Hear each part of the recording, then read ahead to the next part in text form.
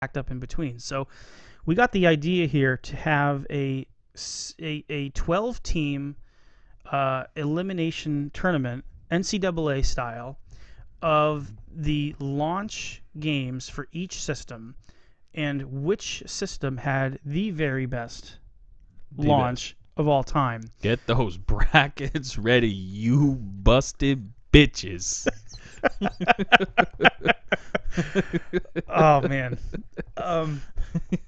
So basically, this is how it's going to go, everybody. There's gonna be an upset. This is how it's going to go. We are having a 12-team tournament, so you can go to any Google or Ask Jeeves and search a 16-team single elimination bracket, and make your bracket and follow along, just so that you guys can see it. This is what our bracket is. How official is that? Look at that, baby. Sharpie official. So we're going to tell you a little bit about this. This introduction is going to be just a little bit about the criteria, how we ranked the systems, how we're going to look at those launch titles, and what matters when it comes to a launch, and which ones end up being the best of all time, and which system is going to be the best launch of all time. And so let's get into it here. So we ranked the systems. We're gonna really set it off. We cover every system from the NES, every retro system, from the Nintendo Entertainment System all the way through the Dreamcast. These are the classic retro consoles that we review. The golden era. Now, when we come up with an answer for the best launch of all time, this actually is going to be internet official. So what we say goes here on the Turbo Duo Cast. Yeah, this will be blogged about on every video game site. Absolutely. The IGN will be quoting us. It'll be on GameSpot. It'll be on GameFAQs. Best retro launch of all time. It'll be on Game Informer. We joke, but we actually did have a method to how we created this. So we ranked the systems 1 through 12. We took the top 12 systems. We ranked them 1 through 12 based on total lifetime sales. So who's coming out of the Big East? Oh, they're coming out of the Big East, baby. Oh, they're coming big. Nintendo, they got a stacked lineup, baby. They are coming in. Woo!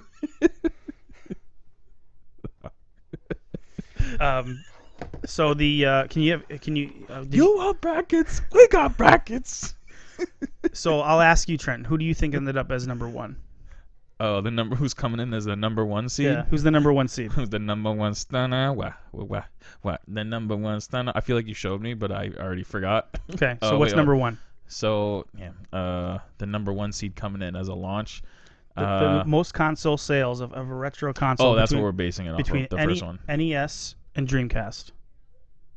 Oh, you're just giving me 2? Total lifetime sales. Well, obviously. No, between the NES and I thought you meant literally.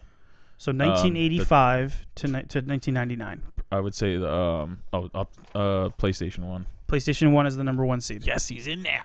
You know what the number 12 seed is? Oh, geez, number 12? Yes. No, that's hard. That could be fucking anything. Since there's 12. Oh, shit. So there's the fucking Jaguar. Motherfucking Jaguar is number 12. So the Apple Pippin didn't make the cut. These are the top 12 systems that we have here. So the VTech V-Smile's not in? Nope. No, there were some unfortunate. Yeah, there were some consoles that didn't make the cut.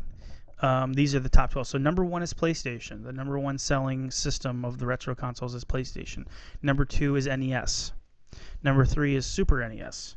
Number 4 was tough because the figures aren't perfect, and these two systems were really close. It was between the Genesis and the Nintendo 64, and the figures are a little weird because you have Tectoy down in Brazil that's been selling the system and was selling it down there on its own.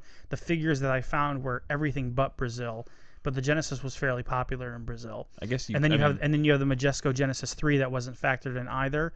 So when you tally those up, Genesis, if you count those, the Genesis beats it by about 1 million from the figures I saw. So either way, Either way, it doesn't matter because the Genesis and the Nintendo 64. They're 4 and 5, and so whether they were flipped, they were still going to be in the same bracket. And then number 6 is the Master System. Number 7 is the Sega Saturn. All hail the Sega Saturn. Number 8 is the Dreamcast. Number 9 is the TurboGrafx. Ooh. Number 10. Want to get a guess at number 10? It is the Atari 7800. Of course. Number 11. You want to take a guess at number 11? Geez, I have no idea now. I don't even remember which one I you have said now. I have a newfound appreciation for this You've system. already went through 10 systems. I have a newfound appreciation for this The system. Sega CD? So we're not okay. So that's another thing. We're not doing Add-ons? add-ons or systems that require the original right. console. It's a system that I've got newfound reverence Oh, for. the 3DO? 3DO. Oh, yeah. Number 11. The Panasonic. The Panasonic 3DO multimedia system. Sure, why not? Sure. So those are 1 through 12, and there's 4 different areas of the bracket. And we'll pour out some liquor for the CDI. CDI didn't make the cut. No, they didn't. CDI did not make Close. the cut. Yeah, it was neck and neck with the Jaguar.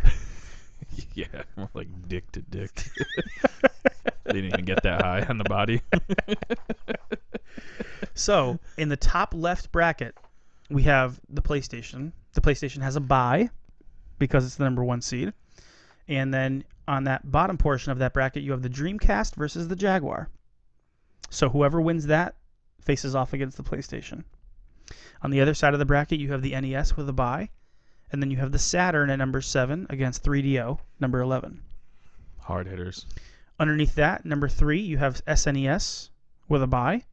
And you have the Master System against the Atari 7800. The immortal battle of the Master System. Damn, that's a hell versus of a bracket. The Atari 7800. And then in the final quadrant, we have the Genesis with a bye. And we have the Nintendo 64. This is the group of death, as they would call it in the World Cup. This is the Big East Conference over This here. is the group of death. Genesis has a bye with the Nintendo 64 versus the TurboGrafx. Ooh. Who's your dark horse? Don't say Katy Perry. Are you ready for a perfect storm, perfect storm? You should sing. You really should. You play drums, but you know what? When you were in Walk Away, Shit was hard. it was hard. The Dark Horse. You know what? I'm probably gonna go. We're just talking about launch titles.